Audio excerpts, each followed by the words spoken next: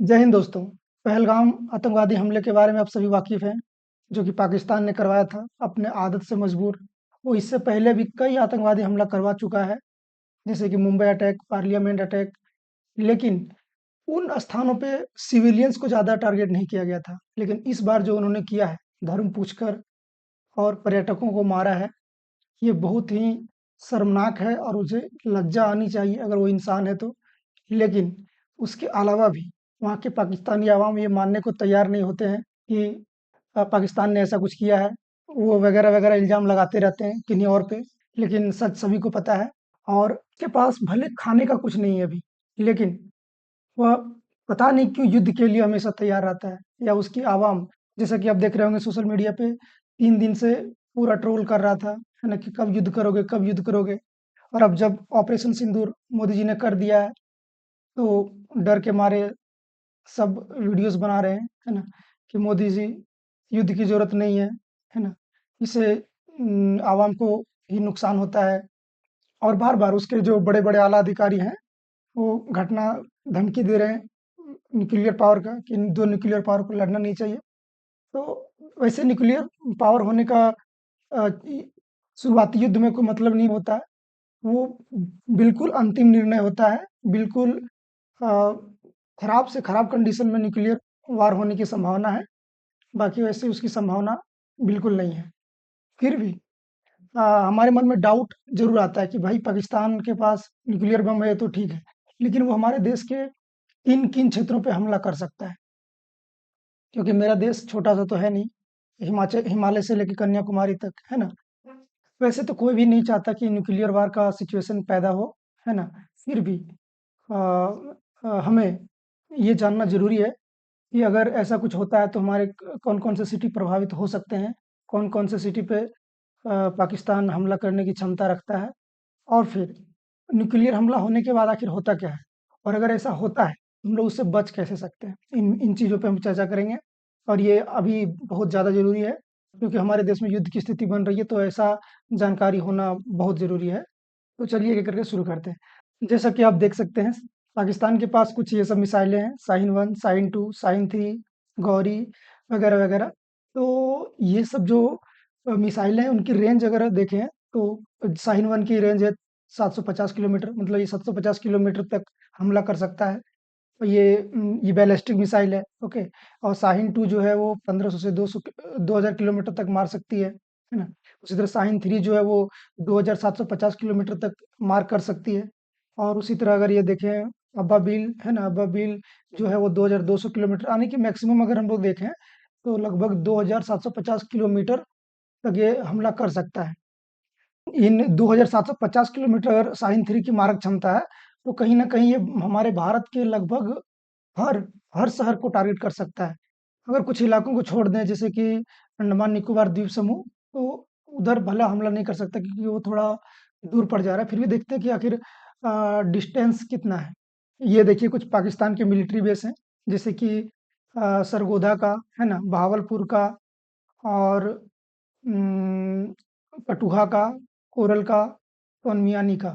तो अगर हम देखें, तो सरगोधा से जो भी करीब-करीब में हम लोग का शहर पड़ता है, जैसे कि अमृतसर हो गया, दिल्ली हो गया, लखनऊ जो कि मात्र 750 किलोमीटर दूर है, वाराणसी जो कि केवल 900 किलोमीटर दूर है, कोलकाता 1500 किलोमीटर दूर है ना? तो यहाँ अगर देख सकते हैं जैसे सोनमियानी से अगर हमला होगा, मुंबई मुंबई, चेन्नई, बेंगलुरु, विशाखापट्टनम, तो मैक्सिमम सब 1800 किलोमीटर या 2200 किलोमीटर के दूर तक है। जबकि हम लोग देखें कि शाहीन-3 का जो अटैक करने का जो दूरी है ना? वो लगभग कितना है 2750 किलोमीटर है मैक्सिमम, इतना दूर तक वो हमला कर सकता है।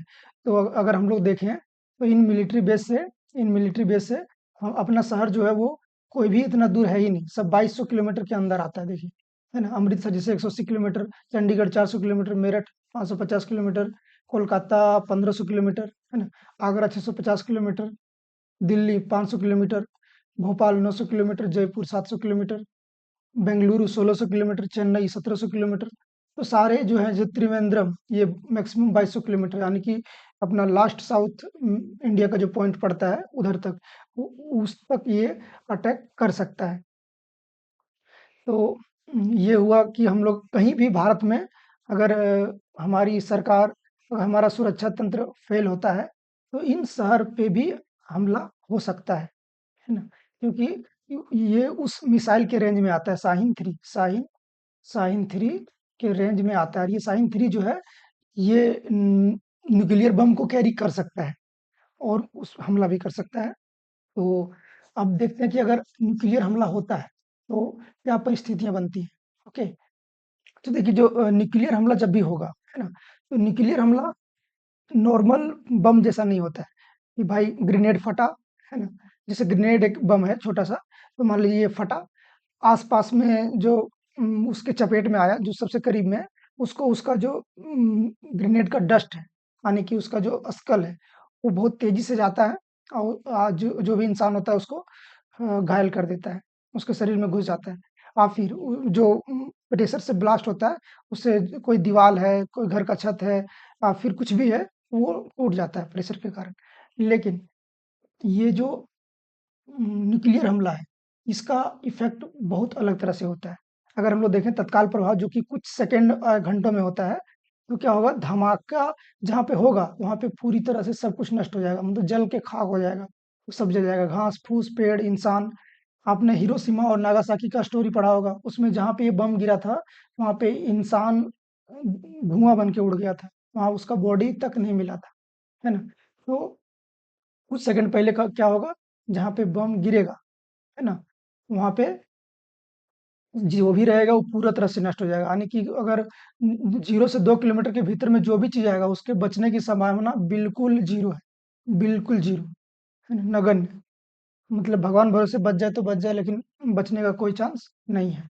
लेकिन और जो इमारतें होंगी वो ढह जाएगी, वो धूल बन के उड़ नहीं जाएगी, लेकिन वो सारी ढह जाएँगी, क्योंकि वहाँ पे उतना दाब क्रिएट होगा, जो ब्लास्ट होगा उससे इतना कंपन, इतना हाई फ्रीक्वेंसी का साउंड और इतना अधिक दबाव उत्पन्न होगा कि इमारतें जो है वो टूट जाएँगी, है ना? प्रेशर से। ब्लास्ट में जो लहर उत्पन्न होगा वो इस तरह से कुछ फैलेगा, इस तरह से फैलेगा कुछ लहर। उसके बाद इसके चारों तरफ ये लहर बहुत तेज़ी से फैलेगा, है ना? ये तो ऊपर जा रहा है, ये ऊपर, ये जो बन गया ये क्लाउड जैसा, ये ऊपर फैल जाएगा। इसके बाद ये जो है वो 1 घंटे बाद या तो आधे घंटे बाद, जब ये बम का इफ़ेक्ट नीचे कम होगा, तब ये धीरे-धीरे डस्ट, ये इसका जो डस्ट होगा, वो ज़मीन पे गिरना शुरू होगा हवा में मिल के, है ना? और ये जो है ये चारों तरफ से फैलेगा और इसके चपेट में जो भी आएगा 1-2 किलोमीटर के रेंज में, वो सब जल के खाक हो जाएगा। उसके बाद क्या होगा? तापमान बिल्कुल बढ़ जाएगा, एकदम भीषण तापमान हो जाएगा, असहनीय तापमान हो जाएगा, लगभग 5000 डिग्री सेल्सियस से 1000 डिग्री सेल्सियस तक। और जो भी उसके चपेट में आएगा, यानी कि आस-पास, यानी कि देखिए 1 किलोमीटर का रेंज में तो कोई बचेगा नहीं, सब 1-2 किलोमीटर का रेंज में कोई बचेगा नहीं, फिनिश। इसके बाद जैसे-जैसे दूर जाएँगे उसका प्रभाव कम होता जाएगा। तो जो भी इसका बाद में चपेट में आएगा, है ना? उसका शरीर गंभीर रूप से जल जाएगा, है ना? और दूर तक इलाका में जो भी है तापमान बढ़ने के कारण आग वगैरह लग सकता है ना? उसके बाद उससे जो गामा किरणें वगैरह निकलेगी, है ना? जो न्यूट्रॉन, प्रोटॉन और क्या बोलते हैं वगैरह-वगैरह, अल्फ़ा, बीटा, गामा जो भी रेडिएशन उससे निकलेगा, वो कहीं न कहीं इंसानों को, या तो जो जीवित पशु प्राणी है उसको हार हार्म करेगा, है ना? और वो जो रेडिएशन है उसी के कारण, है ना? अ, आपको बीमारी होने का चांस रहेगा। यानी कि आप भले ब्लास्ट के कारण नहीं मरेंगे, लेकिन बाद में आप उनसे बीमारी से ग्रस्त होके मर जाएँगे, है ना? उसके बाद जो ये इस ध धमाके में जो इलेक्ट्रोमैग्नेटिक पल्स जनरेट होगा, उसके कारण से क्या होगा कि सारा जो भी कम्युनिकेशन डिवाइसेज़ हैं, जैसे मोबाइल, बिजली ग्रिड, है ना? इंटरनेट, रडार, जीपीएस सब बंद हो जाएगा, है ना? ये काम नहीं कर पाएगा।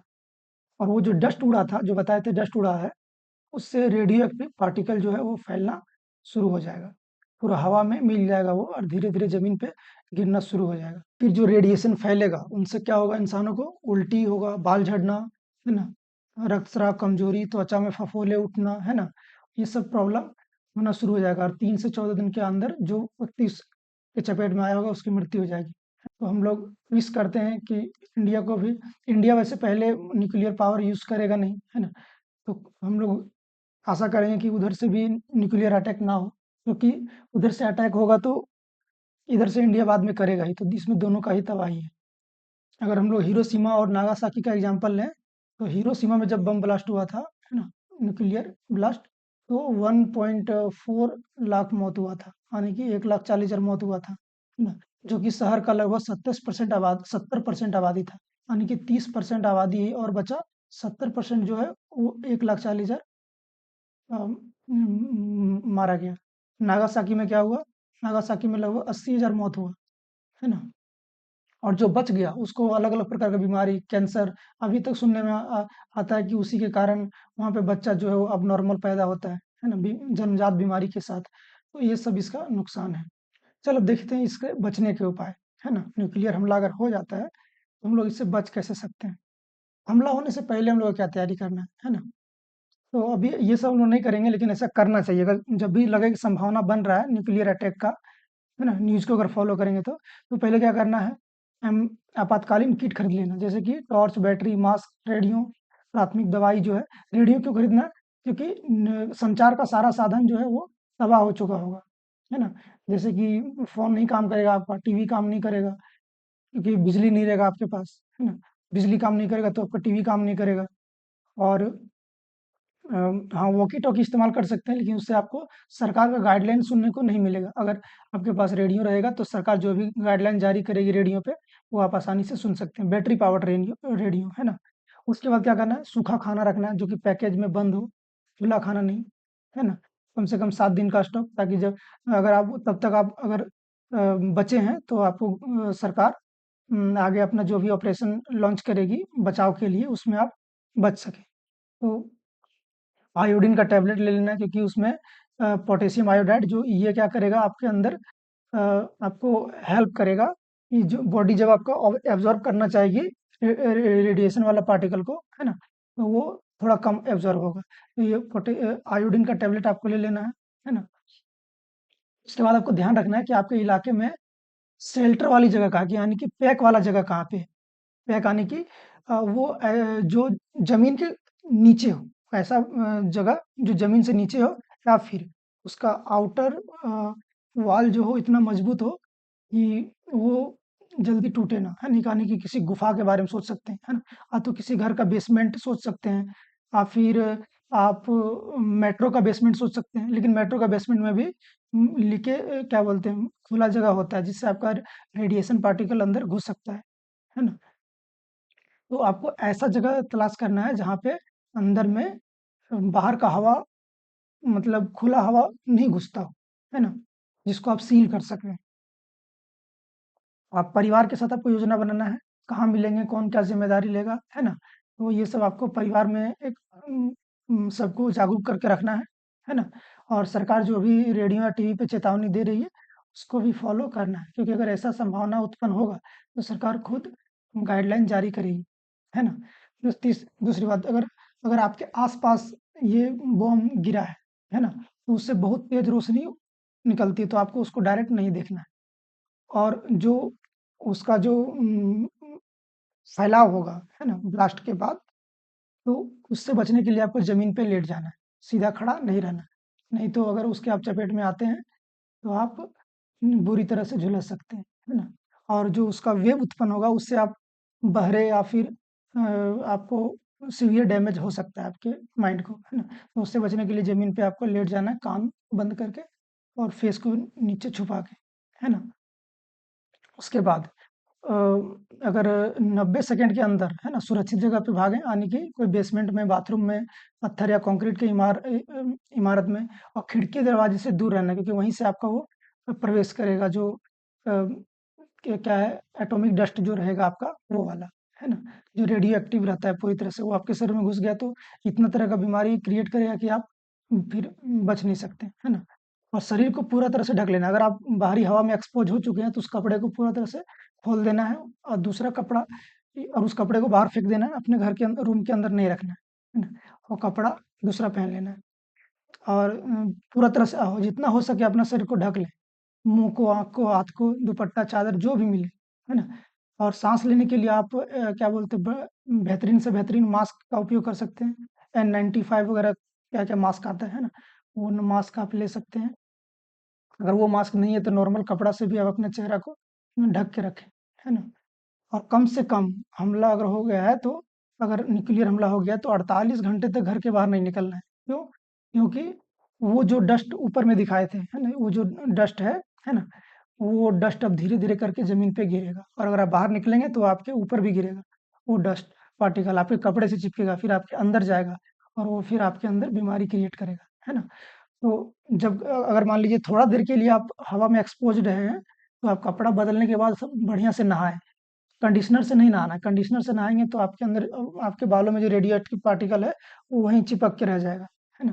तो शुद्ध पानी से खुद को वॉश करें, है ना? और पैकेज खाना ही खाएँ जो हम रखने बोले थे पिछली बार, है ना? आयोडीन का टैबलेट यूज़ करना है ना? और रेडियो टीवी से अगर अगर बिजली बैटरी पावर्ड आपके पास अगर टीवी है ना? तो आप उससे जानकारी ले सकते हैं, सरकार क्या अपडेट दे रही है। और जब तक आपको रेस्क्यू नहीं कर लिया जाता है गवर्नमेंट के द्वारा, तब तक आपको बंकर से निकलना नहीं, है ना? और हाँ, ऐसे माहौल में हिम्मत का बहुत ज़रूरी होता है ना? तो सबसे पहले सरकार का गाइडलाइन फ़ॉलो करना है ना? और अगर रेडिएशन मीटर आपके पास अभी खरीद के रख सकते हैं या फिर अगर ऐसा संभावना बनेगा तो रेडिएशन मीटर खरीद के रख लें। उससे आपको पता चलेगा कि जिस इलाके में आप हैं, वहाँ भी रेडिएशन की क्या मात्रा है। आपको घर से निकलना चाहिए या नहीं निकलना चाहिए। क्योंकि ऐसे मामले में कभी-कभी सरकार का रेस्क्यू ऑपरेशन जल्दी नहीं पहुँच पाता है। तो आप अगर निकलना चाहते हैं खुद बचने के लिए, है ना? तो अगर आपके पास खाने का ज़्यादा दिन का सामान नहीं है, तो आपको निकलना ही पड़ेगा, नहीं तो आप बेकार में भूख से भी मर सकते हैं, है ना? तो ऐसे में आपको क्या करना है, अगर रेडिएशन मीटर आपके पास रहेगा, तो आप डिटेक्ट कर सकते हैं कि ये इलाका सुरक्षित है कि नहीं निकलने के लिए। तो इसके लिए आप रेडिएशन मीटर भी खरीद सकते हैं, है ना? उसके बाद मानसिक स्वास्थ्य का ध्यान बहुत रखना ज़रूरी है। ऐसे मोमेंट में डरना नहीं है ना? ऐसे मोमेंट में हिम्मत का ज़रूरत होता है ना? क्योंकि डर और तनाव में आप खुद में कंट्रोल खो दोगे और उससे आपको नुकसान होने का चांस बहुत ज़्यादा है ना? और साफ़ हवा, साफ़ पानी का ही इस्तेमाल करना है, हो सके तो पैकेज्ड वाटर पहले से इकट्ठा करके रख लें, है ना? और बाकी बात जो भी सरकार की अपना हेल्पलाइन नंबर जारी करती है, उसको भी नोट करके रखें ताकि आप बाद में हेल्प के लिए उनसे राहत के लिए उससे कॉन्टैक्ट कर सकें। जैसे आप जो भी वैसे एनडीएमए, एनडीआरएफ और सेना से संपर्क में रह सकते हैं, है ना? फिर ऐसे मोमेंट में सरकार खुद एक संस्था बनाती है ना? जिसको ये ज़िम्मेदारी देती है कि कैसे हेल्प करना है, जो भी लोग इसके चपेट में आए हैं, है ना? तो अगर अब देखिए अगर किन-किन वस्तुओं की आपको सबसे ज़्यादा ज़रूरत पड़ेगी, है ना? टॉर्च या बैटरी का, है ना? टॉर्च बैटरी वाला टॉर्च का क्योंकि बिजली नहीं होगी, है ना? रेडियो का क्योंकि सरकारी निर्देश को आपको सुनना है, मास्क और कपड़े का क्योंकि आपको खुद को प्रोटेक्ट रखना है, रेडियोधर्मी धूल से बचाने के लिए, है ना? आयोडीन टैबलेट, है ना? क्योंकि ये आपको थायरॉइड से सुरक्षा दिलाएगा, है ना? क्योंकि ऐसे मोमेंट में ऐसे बीमारी होने का चांस ज़्यादा रहता है ना? पानी जो कि आपको क्या बोलते हैं पैक्ड हो, उसको एक्सपोज़्ड ना हो एयर में, है ना? सूखा खाना जो कि वो भी पैक्ड हो, है ना? तो ये सब है और ये मेरा पहला वीडियो था, तो हो सकता है मैं सही से डिलीवर नहीं कर पाया हूँ, तो नेक्स्ट बार मैं और अच्छे से कोशिश करूँगा। तब तक आप अ, चैनल को सब्सक्राइब कर लें और हिम्मत बनाए रखें। वैसे तो पाकिस्तान का भारत के सामने कोई औकात नहीं है ना? अगर युद्ध होता है, तो पिछली बार जैसे है ना 7 या 15 दिन के अंदर युद्ध समाप्त हो गया था 72 वाला, है ना? मतलब युद्ध समाप्त सरेंडर कर दिया पाकिस्तान वाला। इस बार तो उतना भी मौका नहीं देगा, है ना? तो चलिए जय हिंद, मिलते हैं अगले वीडियो में।